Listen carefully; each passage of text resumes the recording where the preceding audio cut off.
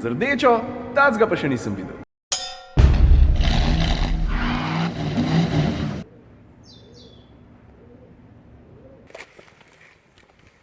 Veš, tako da je ta mala malo bolana, pa smo danes po 100 letih zagrabili voziček, pa malo okoli potiskamo. Lega lulčka! Martin's wiener is like a butterfly.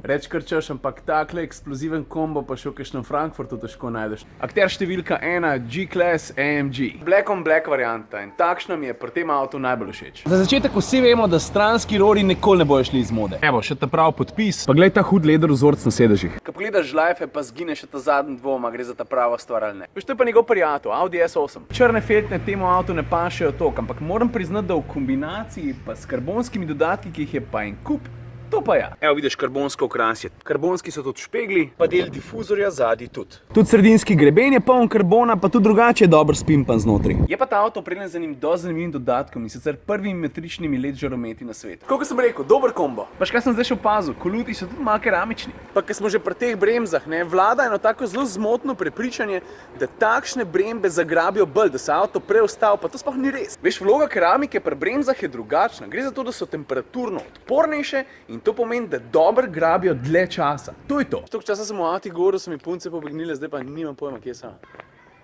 Babe, žabe!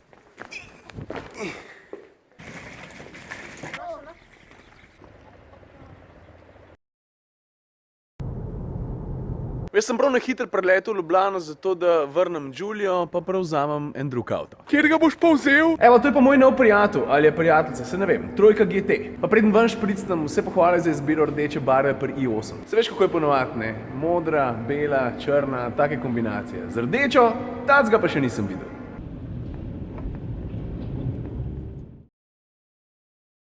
Za konec dneva pa še tale srebrna zver, da ne boste rekli, da vam nikoli nobene formule ne pokažem.